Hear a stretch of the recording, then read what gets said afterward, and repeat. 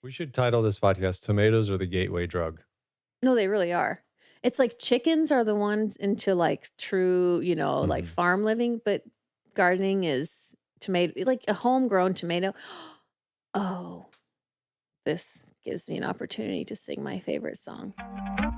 Hi, friend. This is Annette. This is Jared. And welcome to our Happy Farmily podcast. We're passionate about happy, healthy relationships. And that only happens with happy, healthy people. So join us each week as we discuss the ingredients of making your own happy farmily. Thanks for joining us. Let's jump in.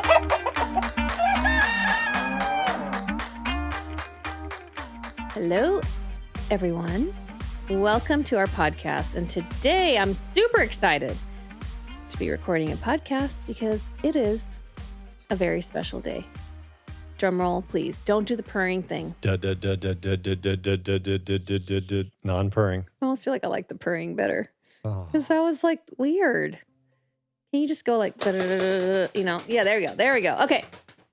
Today, all right, we're good. Thank you. Today is officially the day that my book, Simple Country Living, is available. Go team. Round of Go Annette. applause. No team here. And All the Annette. crowd goes wild. Crowd goes wild for Annette. So yeah, for a while, if you didn't know, I last year wrote a book called Simple Country Living. And for the last, I don't know, forever, it seems like I've been talking about, it'll be available.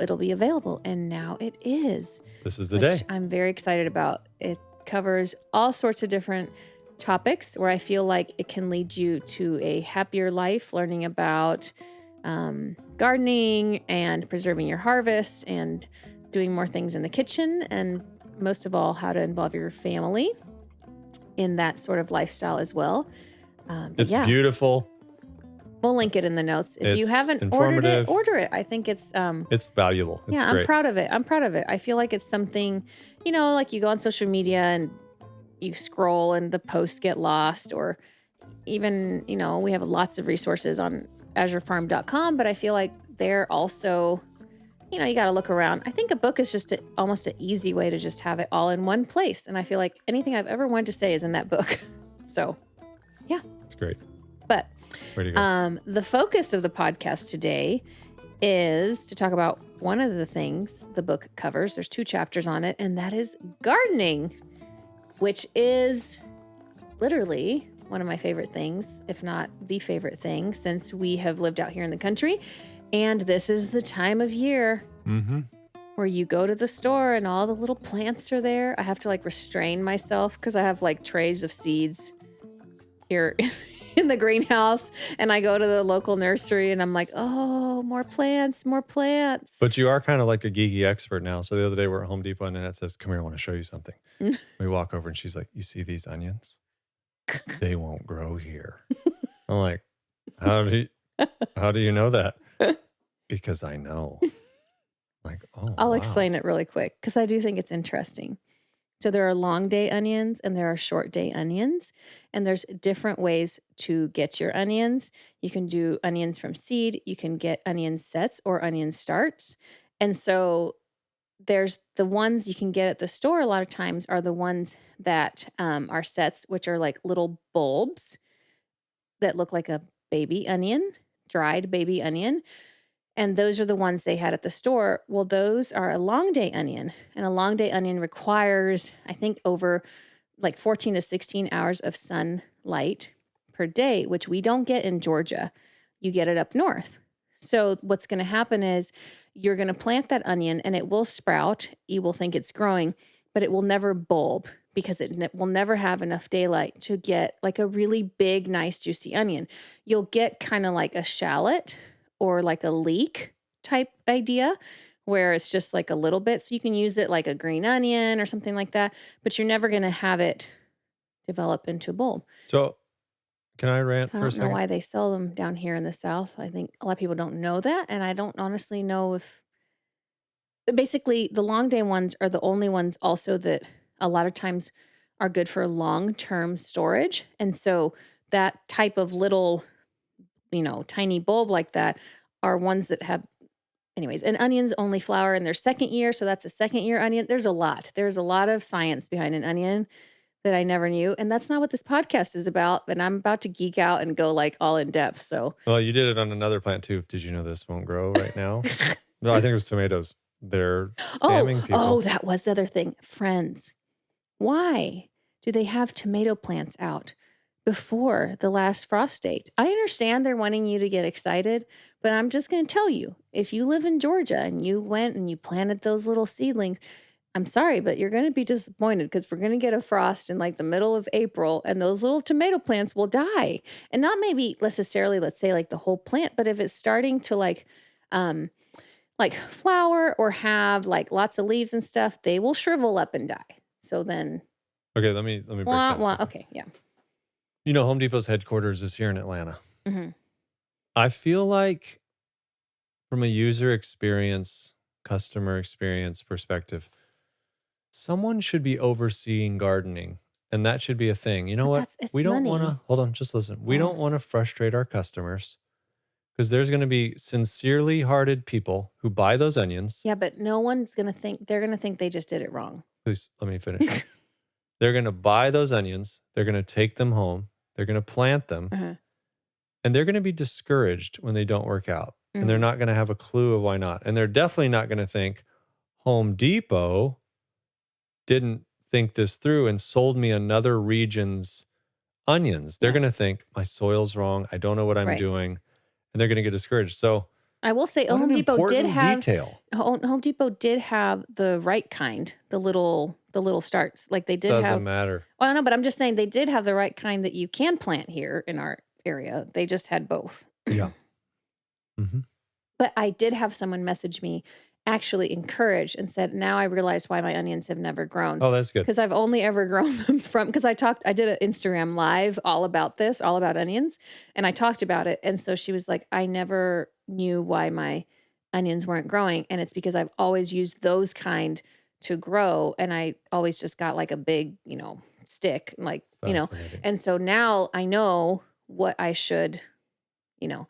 Anyways, so Yeah, that's good. if you wanna know where to order your little onion starts from, like the little tiny, like, seeds that have already sprouted, I always get mine from Dixondale Farms. They're like a big family-owned farm, and they always have, like, really good ones, and I think most everyone gets them from them, so Okay, good they're for not them. hard to order, but anyway, so gardening, onions are great. You should definitely grow onions. They're kind of one of those that for me take up a lot of space in the garden, but it's like a non-negotiable. Like, I'm going to plant onions because we Hmm. eat a lot of onions, Hmm. right?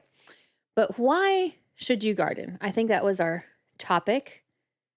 And you were going So to tell us I about was your going to dad. talk about my gardening memories. So some of my original gardening memories were, as a kid, my dad loved to garden. And if you don't know about my parents, so my dad grew up in Cuba.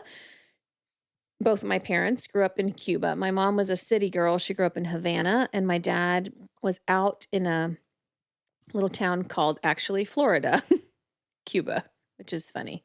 He always said he got, like, the stork dropped him off on the wrong Florida because it should have been US versus Cuba. Anyways, they grew up in communist Cuba. There's a lot of stories there, but he loved gardening. As a kid, he would garden. And so when I grew up in Kansas City, I remember we always lived in a neighborhood and he always had a garden in the backyard.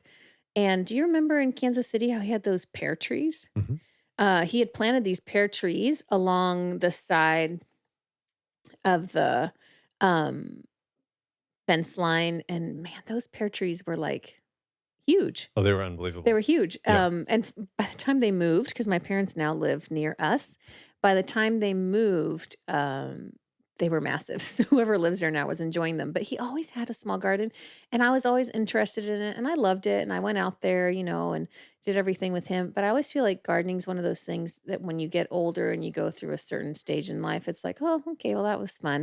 It wasn't on my mind, right? And then I met Jared, whose family loved to garden, um his mom has always loved having a garden. She's always grown like really great corn and had all these, different things. And I remember you were always pretty involved in that, and your dad was too. Hmm. And at that time, I was like, no, I'm going to design wedding dresses and do nursing. You go in the garden. I didn't even go out that much to the garden. Do you remember? Mhm. We lived like right next to, right near his parents, and they had this huge garden and all these things. And Jared would go out there a lot. So Jared was kind of the one that started us back into gardening. And he was like developing soil recipes and testing soil recipes and seeing what works or what had a high bricks ratio and like all this like gardening stuff. We started a little company called Grow Box, which we talked about a few episodes back, which was like a little box on how to just basically grow a plant in a box. And now I feel like there's a ton of different things like that. There was Mhm. nothing like that on the market 10, 15 years ago. But and then we moved out here and then I was like, everyone should garden. Now there was a lot of failures in there and a lot of experimenting and a lot of things. But it's one of the things that I feel like everyone should do. And it doesn't matter where you live. There's some version of gardening you can do. What are your gardening memories? Did you do it as a kid? Yeah, oh yeah, we had I don't huge even really know gardens. as a kid if you. Oh yeah, like hand tiller Oh, yeah. and a Well, ton. your parents went out to, was it the Dakotas? Yeah. When they were married, you were not born. Yeah, I think the To story is my dad says, "I'm farm moving to North Dakota. You gonna marry me or not? Because I'm leaving tomorrow or something." to your Mom's like, mom. "Okay, here we go." Yeah. So yeah, they did. They grew a ton of food, ate That was like food from farming. canning, storage from Yeah. years back. Yeah, they had a blast. So I think my dad always wanted to do that. And he, at the end of his life, he started to like help some different schools become more self-sustaining by building Yeah. farms and He did a few in Haiti and India too, around the yeah. world. Yeah. Super So, cool. but I was going to say recently, the thing that's kind of jumped out to me is one of the common ingredients of the longest living people in the world is that they all garden. Yeah. And it's like a longevity thing. So, Which plug is, for my newsletter if you're looking to live healthier and happier yeah. and longer. We talked on There's a link in the sleep notes. last week, which Mhm. was Jared's one of his recent newsletters. It's a lot of good information. But who doesn't want to live longer? Yeah, I mean, well, right? not if you're sick. Most people are sick. So it's like, Well, true. actually, it's funny to when I tell people like, you want to learn the secrets of longevity. No, man, I don't want to live long. Because everyone they know who lives long is It's like like, yeah. decrepit and it's like miserable existence. Like, but these people, they are spry at 100 years Yeah. old and they are Well, getting they're off the just, ground and off to the next thing yeah, and they're gardening. right. So they're outside and you're going to tell us all the Well, I benefits. had some stuff which was interesting. I'm like, well, I'm surely a lot of people garden or should garden, but there was like some statistics that 35% of US households garden, which is not a lot. I think that has increased after the pandemic. Yeah, I I read a think, statistic that 18 million more people now garden which is amazing. after COVID. I think people did it for different reasons. I think they gave them something to do. I think obviously the fear of food running out, being able to provide for yourself, all these things. But it was like the victory gardens of back in the day with the Great Depression. People were doing these gardens, but obviously a terrible reason for people to get back into gardening. But like, what But a the great depression or the thing! war? Probably, I don't know, Anyway, both. keep going. All those wars, Yeah. I think people did those gardens. So I feel like it's just nice in a way that people are more exposed to it now. I think my thought has been, is it a trend? Is it Mhm. like, oh, yay, it's trendy? My hope is that as people do it more and do receive some of these benefits we'll talk about, that they'll want to do it Oh, for those absolutely. reasons. You know what I mean? Not just because like, welcome to my home, here's my little garden. It's like a thing. We should title this podcast "Tomatoes Are the Gateway Drug." No, they really are. It's like chickens are the ones into like true, like Mhm. farm living, but gardening is tomato, like a homegrown tomato. Oh, this gives me an opportunity to sing my favorite song. Homegrown tomatoes, homegrown tomatoes. What will life be without homegrown tomatoes? If you've never heard of it, it's a song and it's pretty much the best.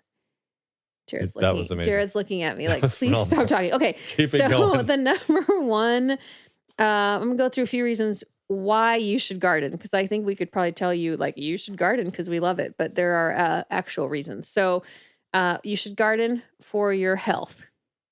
So you talked about longevity being one. That's the long-term effect of Right. good health every day, but physical health, you're Mhm. outside, you're in the fresh air, you're getting your vitamin D, you're getting exercise. They talked about one of these things with the blue zones, all the longest living people, basically, they get up and down a lot. Interesting. So there's something with the spine and the back and something with health going on Which is there. also part of why you're tired. Yeah. Meaning when you're harvesting or you are like pulling weeds or doing things, I mean, you're tired. Mhm. It's like it's a lot of work. Um, but it's like a good kind of Oh, yeah. tired, especially like being in the sunshine. Like you said, you feel that. Well, in the summer here in Georgia, you're feeling that and a whole lot more because you're like, this is good for me. This is good for me. This is When like good. the humidity is like 100% and Mm. but um, yeah, like how many activities allow you to be like exercising, getting fresh air, breathe, getting sunshine, all those things where it's not like doing an active, workout outdoors or something. But then you get into the actually getting your hands in the soil, Yeah. and there's benefits to the microbiome, Yeah. but what else are there?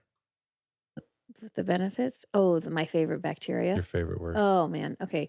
Let's see if I say it right. I think it's called Mycobacterium vaccae, and it is one of the bacteria found in the soil, naturally occurring bacteria in the soil, and it's a good kind. And apparently you have to, you can't wear gloves all the time. You can wear gloves if you're working hard and pulling some weeds and doing things, but when you're really gardening, get your hands dirty.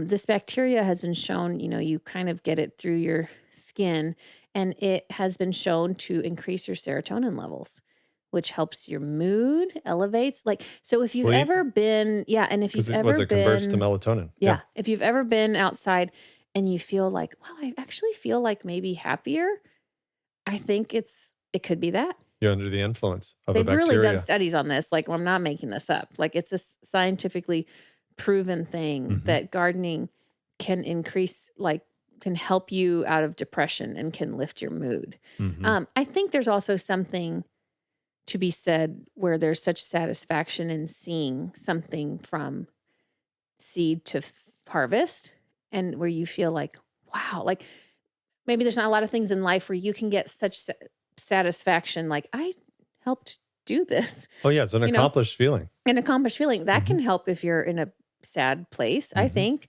um, make you feel better, all those things. So that's something else. Mhm. But yeah, so okay, so it's going to help lift your depression, longevity, physical health, mental health, all those things. And then I feel like if anything, we should grow it because your food is going to be more nutritionally dense. That's right. The average food at the grocery store that's fresh usually travels around 2,000 miles, 1,500 miles to get from being plucked to your plate. There's also a long period of time from when that was picked to when not only has it come from far, it's been a long time since it's been picked and arrived on your plate. And why is that bad? So there's a thing it's actually called respiration. So when the plant is picked, the process of respiration is actively causing the plant to die from each moment after it's picked. So it's like each day that passes since that was picked, your nutrients and vitamins and minerals decrease. Hmm. So depending on what you are picking, the respiration rate is different. So for example, a strawberry is fast. You can tell, like a strawberry, you go to the grocery store, some are already Oh, yeah. dying, right? Something on an apple is slow. Yep. Like an apple can survive much longer. Mhm. Something on like lettuce or greens, fast. Those can wilt quick, versus like something like celery is really can withstand a long time. Yeah. So, just think about it. But, think about you are, sounds weird, but you're actively eating something that's slowly dying when you pick a fruit or vegetable. So you want to eat it. That's another reason why I feel like you should try to eat seasonally as much as possible, because the closer that is to season, the fresher it is, the more nutrient it has for that time. But you want to eat something that just wasn't picked forever ago, because Sure. by the time it gets to you, it's not going to be very full of nutrients for Yeah. you. So That's a why not powerful grow it? reason. So why not grow it in your yard? Not only that, I feel like it's funny. I didn't even write this down, but it is a reason. Taste is Different. very different. And I think where Jared said the gateway drug is the fresh tomatoes. They taste completely different. And you know this, if you have had a tomato someone grew versus a tomato you buy at the store, especially right now, we're still not in tomato season. You buy tomatoes at the store and they do not have flavor. No, it's interesting. I watched an animated video. It described how they've bred and grown these tomatoes for shipping purposes, where one's grown in your garden are just so different. Well, and it's like the garden ones, let's say you're growing like heirloom varieties, they're different sizes, they come all these things. The ones that are bred for a grocery store are bred to withstand like a long shipping time. They're all the same size, they're the same, but they're not bred for flavor because there Mhm. is a difference. They're not bred for flavor, they're bred for withstanding getting to the grocery That's store right. and And surviving. surviving a while. Yeah. So there's no flavor. Mhm. Like I feel like some of these heirlooms. So my absolute favorite, if you're wondering, like, okay, what like slicing tomato variety should I grow? I feel like a yellow brandy wine is so good. You know, those are the yellow Oh, ones that yeah. we eat every year. So good. Um, you almost don't need to like salt them. It's basically like welcome to tomato sandwich season because that's all we're gonna eat is tomato basil sandwiches for like, July, August, June, July, August. Mhm. Um, it's really good. So flavor, I feel like you should maybe grow some of your own food because it's going to be more nutrient dense and because it's going to have such good flavor. Yeah. And I would say anybody who's passionate about sustainability and all these different things, like the amount of travel time, packaging needed for food, where Or if you like a grow it, carbon footprint of yeah, where if you maybe, grow it more locally, you don't have to worry about those things. So, yeah, yeah. I mean, that's definitely a reason, I mhm. think, to try to be more, and then I think Sustainable. sustainable, self sustainable.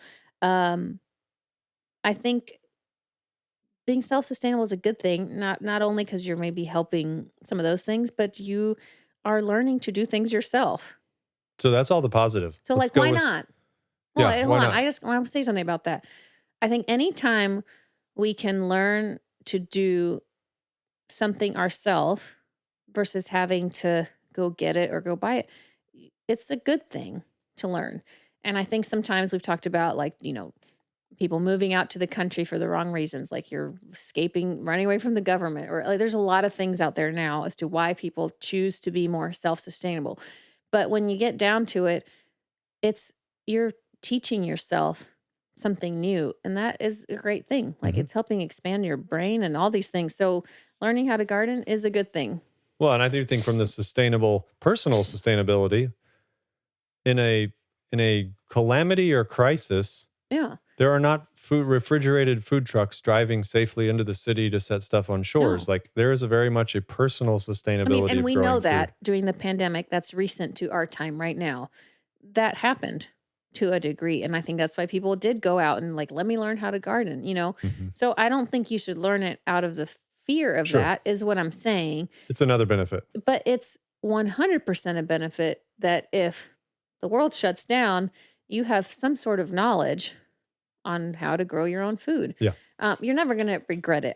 Is what I'm saying. You're not gonna regret knowing how to garden and, grow your own food. Why don't you cover those some of the excuses? Oh, of why people don't Yeah, garden? there's I mean, 3 main ones that okay, people say. this is probably for everything in life. It's half of these. No time, no knowledge, no space, which is fair. That's So very fair. time, I will say time.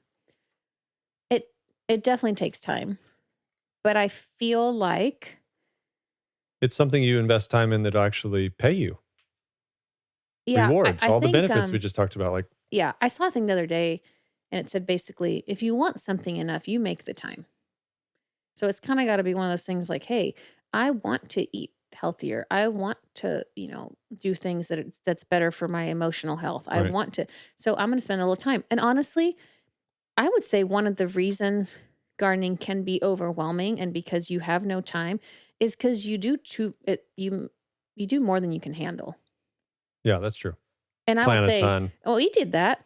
I mean, I think we've had like this huge garden. It's a lot. It is a lot of upkeep. It does require time, but a lot of time, there's not that much time required if you do a few garden beds in your backyard.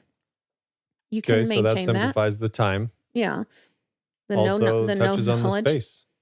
Yeah, I just think space to me, that's not a great You can grow in excuse. any of your windowsills. You You can can grow in any you can grow on a balcony. I think a lot of times we don't think about, like, growing vertically. So you Mhm, can grow up, you can trellis things, you can trellis tomatoes, you can trellis cucumber, you can trellis lots of things.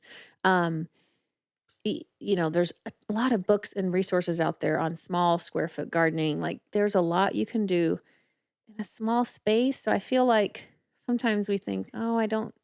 It's the same concept of I can't homestead or I can't live a lifestyle. I don't have, can't find 20 20 acres. acres Yeah, and I don't have, and it's like, well, you don't need that. right. It's like taking a step Mhm, towards something. It's start with one garden bed.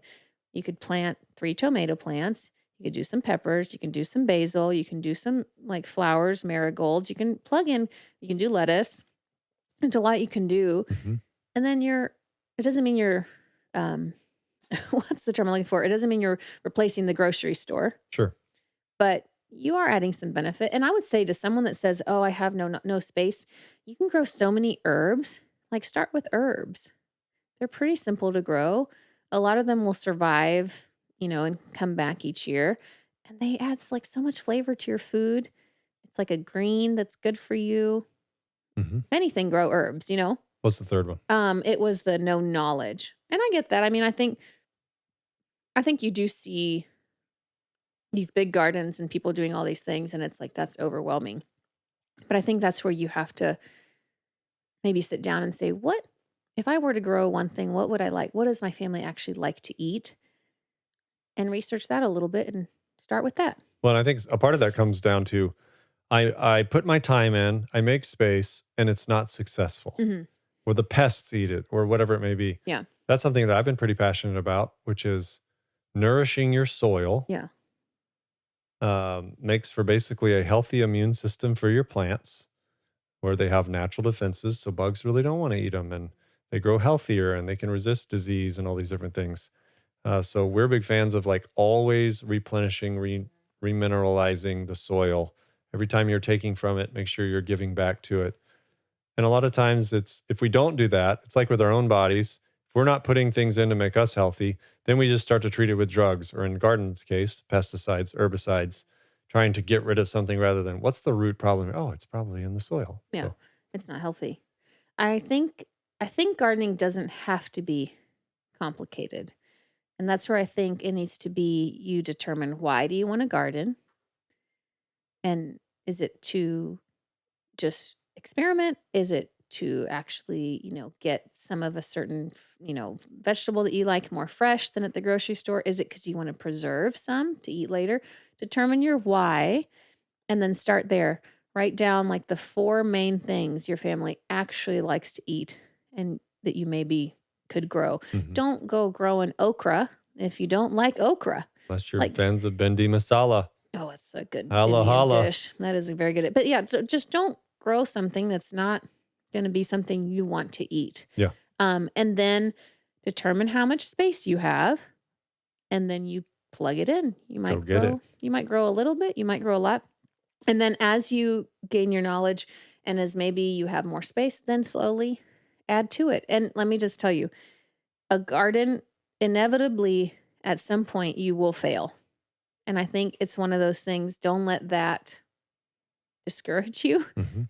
Just try again. That's right. Because if anything, even if you didn't get to savor the yummy tomatoes, you were outside, you were in the fresh air, you were getting sunshine, you were exercising. It was doing something for you. Exactly It's right. not time wasted, That's right? right. There's a lot of benefits you're Yeah, getting. like it's not time wasted. So, and then my other thing, I always feel like, lastly, when you're planting a garden is, maybe do grow something that's just fun that you feel like, oh, it would be fun to, like, for example, we grew loofah, which you can grow loofah and make your own like sponges. That was fun. We didn't eat it. It took up a ton of space, Right. but it's fun. Right. So Yeah. I'm like, everyone grow loofah, Yeah. Um, so gardening can be, I'm why are sorry. you laughing? I was like, or You know, grow the cash crops. Get into opium production. Oh my word. I hope no one's actually listening to this. My Sorry. husband is encouraging. Okay. Anyways, grow something for fun, not illegal. Thank you for keeping me out of jail. I do like living at home. Okay. Anyways, if you've never gardened, try it this year. You don't start with poppies. Oh my word. You're fired. Okay. It's not an all or nothing. It doesn't mean you have to start from scratch everything. Just please go to your local store and buy you some little seedlings, not tomatoes. You can't plant those yet where we live. Look up your zone and time and frosts and things. Okay. And then start from there. And then you will never regret planting the seed. And to learn all these secrets, get Annette's awesome book. Okay, it does cover a lot. It does. I don't like plugging. Not growing opium. That's book. The book does not cover. That will be in Jared's next newsletter article. How to fund secret operations. I hope this doesn't get flagged somehow. Anyways, I don't like to talk about myself, but I do feel the book covers a lot of the gardening things to help you start gardening. It is awesome. Okay. Ignore Jared. Yep. Thank you for listening. Thank you for being a part. It's always nice to feel like we are all one big happy family. So until next time, thank you for listening. Jared's still laughing about his joke over there. So, all right, we'll be back next week. And thank you.